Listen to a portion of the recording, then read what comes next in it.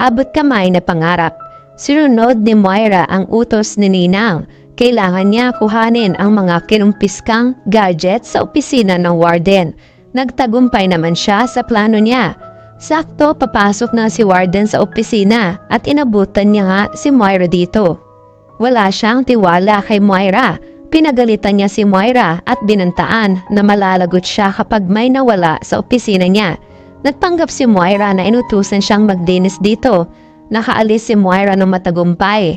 Nadala niya ang mga cellphone na kailangan ni Ninang para matulungan din siya sa plano niya sa star witness niya. Sa East Ridge, naghihintay si RJ kay Annalyn para ayain niyang kumain. Nanggaling siya kay Carlos dahil kinausap niya ito tungkol sa pagdalaw niya kay Moira. Humingi ng pasensya si Annalyn dahil busy lang talaga siya sa transition at endorsement niya sa second year residency niya. Hindi naman ito maalala ni RJ. Tinanong niya si Annalyn kung nakahanda na ba siya sa paglipat ni Annalyn sa Apex. Hindi naman sigurado si Annalyn sa desisyon niya. Sakto dumating si Carlos, siya na ang sumagot. Oo nga naman, Annalyn. Bakit hindi ka pa lumipat sa Apex? Nagulat si Annalyn. Kung okay lang ba kay Doc Carlos? Sagot naman ni Carlos, hindi ka na dapat tigilan kung ano ang gusto mo. Saka isa pa, sa inyo ang Apex. Natural lang naman na doon mo itutuloy ang residency mo. Natuwa at payag si RJ. Oo nga, doon mas makakasama mo sina Zoe at Justin at pati na rin ako. Sa mga mata ni Annalyn, ayaw niyang lumipat sa Apex.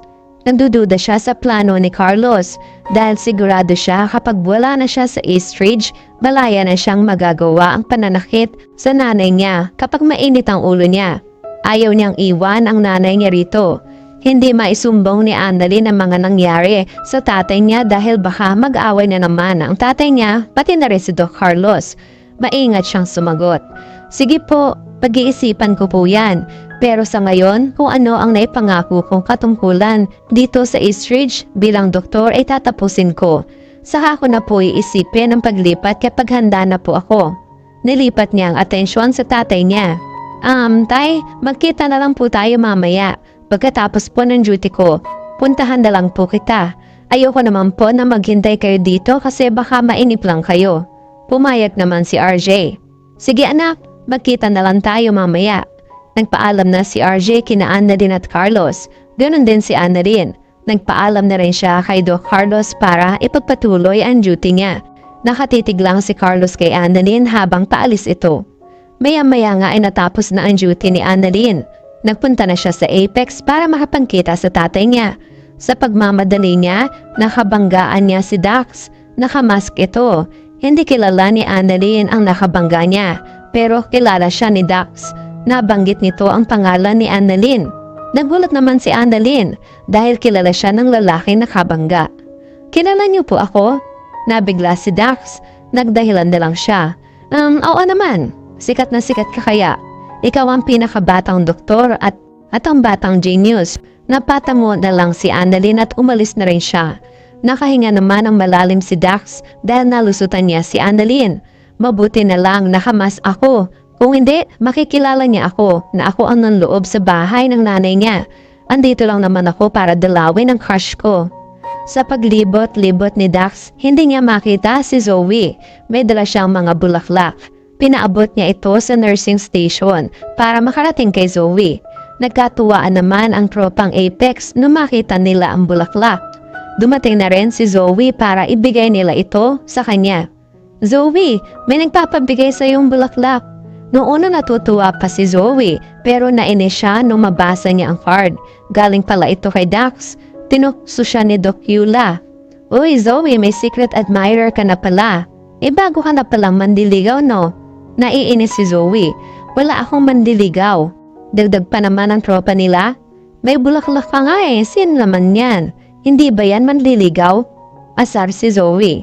Hindi ko naman kailangan yan no? Bukod sa mabaho na nga, cheap pa. Hindi na nabigla ang tropang Apex sa inasal ni Zoe dahil ganyan naman talaga siya. Pero nanghihinayang sila sa bulaklak. Nag-walk out na si Zoe. Samantala hindi pala umalis ng Apex si Dax. Masugid siyang naghihintay ng pagkakataon na makita niya si Zoe. Nung nag-out na si Zoe, nakita niya agad ito na pababa, malapit sa hagdan. Agad na lumapit si Dax at hinabol si Zoe. Pinormahan agad si Zoe. Hi Zoe, good evening. Pwede ba tayo lumabas? Nagulat si Zoe at nagalit. Hoy Dax, ikaw ang nagbigay ng mga bulaklak? Huwag mo na yun uulitin dahil nangangati ako. Huwag ka na rin magpapakita dito dahil naiirita ako sa'yo. Kinikilig naman si Dax. Gusto lang naman kita makita at makasama. Nadidiri pa rin si Zoe. Pwede ba hindi tayo magkauri? Get lost. Natutuwa pa rin si Dax. Yan ang gusto ko. Palaban. Tara mag-date tayo.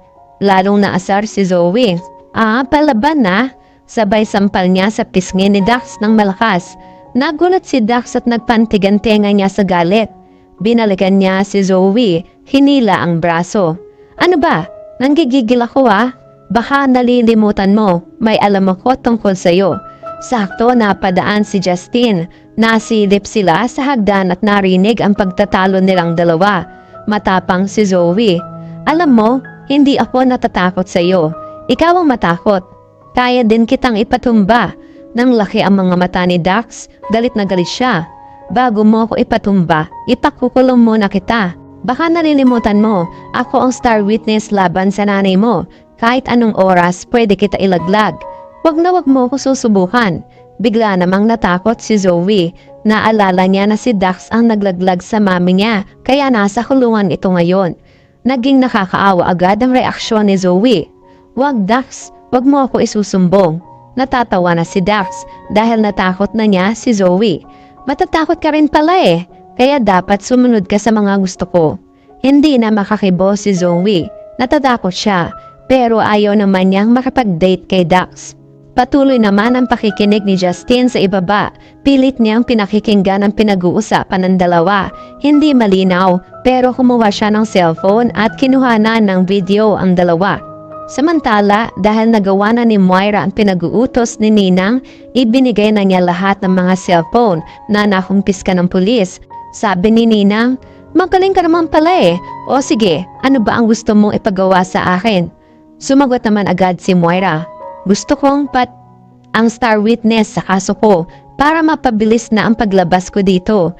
Hindi nila alam na aamoy na sila ni Madam Lotus at natunugan. Nakasilip na si Madam Lotus sa dalawa at naririnig ang pinag-uusapan. Sumagot si Ninang, yun lang ba? Napakadali lang naman pala ng pinapagawa mo.